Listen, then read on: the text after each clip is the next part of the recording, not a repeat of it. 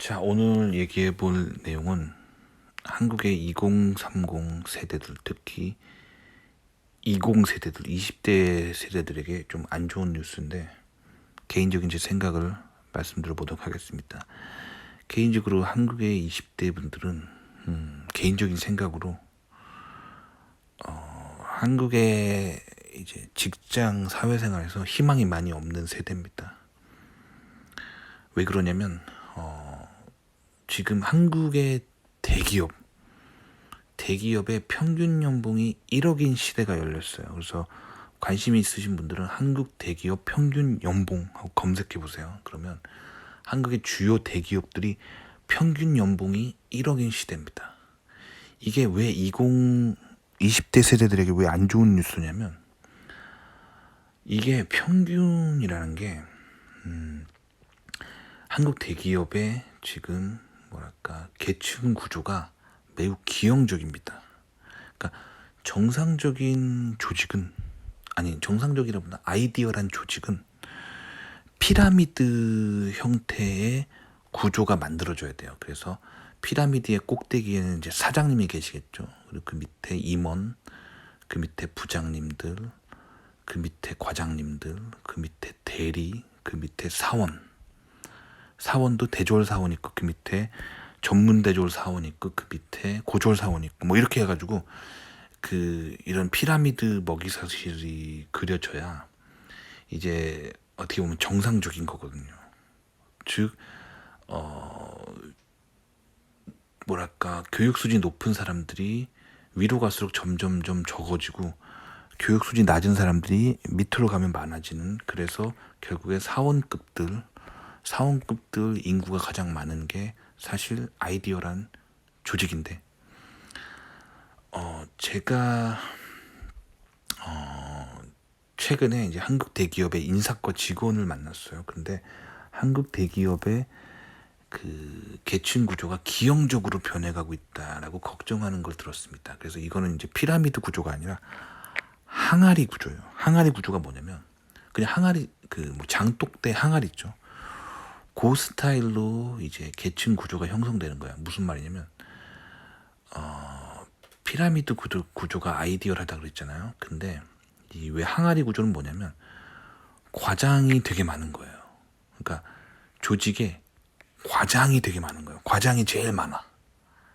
그리고 그 밑에 대리나 사원은 별로 없습니다. 그리고 그 과장 위로 뭐 부장이나 임원, 사장, 요 계층은 원래 인구가 적은 건 당연하겠지만 대기업에 과장만 많은 회사가 많아지는 거예요. 왜 이러냐면 신입사원을 안 뽑는 거예요. 즉 대학교 4학년 간 마친 20대 후반에 신입사원들이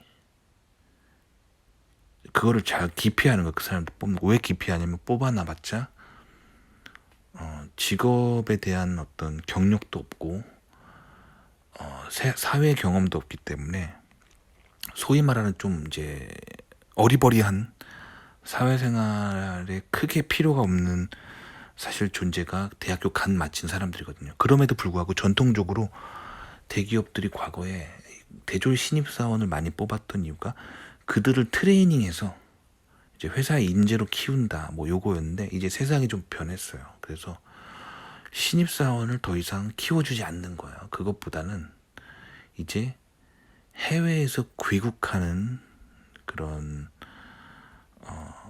유학파 경력직들을 흡수해버리는 거죠. 그래서 뭐 과장, 부장 요 급으로 그냥 해외에서 스카우트하거나, 아니면 박사를 마친 사람들한테 바로 과장을 줘서 신입사원인데 과장이고, 뭐 요런 현상들이 펼쳐지는 거예요. 그래서 대졸 신입사원들이 갈 데가 없어지는 그런 상황이 펼쳐지는 거예요. 그래서 사실 20대 분들에게는 굉장히 안 좋은 소식인데, 대학교 4년만 마치면 갈 데가 없는 거예요. 반면에 대기업들이 과장만 되게 많은 구조로 가고 있는 거예요. 그러니까 보통 한국 대기업들이 박사를 간 마치면 경력이 하나도 없어도 어쨌든 석박사 과정의 기간 동안 연구한 경력으로 인정해줘서 신입사원인데 과장부터 시작하죠. 보통은 이제 미국 박사 같은 경우 한국에 귀국하면 바로 과장을 주고요. 한국 박사 같은 경우는 대리 말년차를 줍니다. 대리 말년차로 들어가서 한 3, 4년 다니면 이제 과장을 달겠죠. 뭐 그렇게 되는 거고. 그 다음에 이제 아니면 뭐 석사 정도 하고 미국에서 대기업 생활 좀 했던 사람들, 그런 사람들을 이제 과장급으로 이제 영입해 온다든지 뭐 이런 식으로 대기업이 좀 돌아가고 있어요. 그래서 한국 대기업 평균 연봉 1억 시대가 가능한 게 과장들이 되게 많기 때문이에요.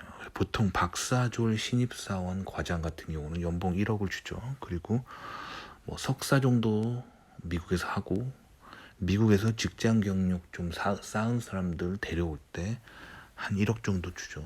그러니까 이 평균 연봉 1억이라는 게 지금 대학교를 간 마친 20대 후반들한테 결코 좋은 소식이 아니에요. 왜냐면 그 얘기는 지금 대리급이나 신입사원급의 연봉이 지금 대기업 평균에 반영되어 있지 않는 시대가 이제 오고 있다는 거예요. 굉장히 위험한 겁니다. 왜냐면 대학을 갓 졸업한 20대 후반의 사람들이 갈 곳이 있어야 건강한 사회인데 지금 그들이 갈 곳이 없는 시대가 오고 있어요. 즉 경력직만 뽑아버리고 박사들만 뽑아버리고 뭐 이런 시대가 오는 거예요. 그러니까 대학교 간 마친 분들에게는 되게 안 좋은 소식이죠. 그래서 앞으로 다가오는 시대에는 대학원을 가시는 게 좋아요. 가시는 게 좋고 항상 말씀드리지만 어차피 대학원을 가야 된다면 미국으로 가는 게 좋습니다. 그래서 미국으로 유학을 가는 게 미래에 좋은 그런 시대가 이제 오고 있어요. 그래서 제가 이제 드리고 싶은 말씀은 한국에서 학부를 마치고 왜냐면 한국 학비가 가성비가 괜찮습니다. 그래서 한국에서 학부를 마치고 미국으로 석사 유학을 갔어요. 그 다음에 미국에서 직장 생활을 좀 해서 경력을 좀 쌓고 이제 미국에서 잘 나가면 계속 잘 나가시면 되고 한국 오고 싶으면 미국 대기업 경력 좀 쌓고 과장급으로 귀국하시면 연봉 1억을 훌쩍 넘습니다. 그런 사람으로 돌아오셔야지 대학교만 간 마치고 한국에서 대기업 생활하고 싶다. 요즘은 힘든 시대예요. 요즘 한국 대기업들이 신입사원을 잘 안 뽑아요.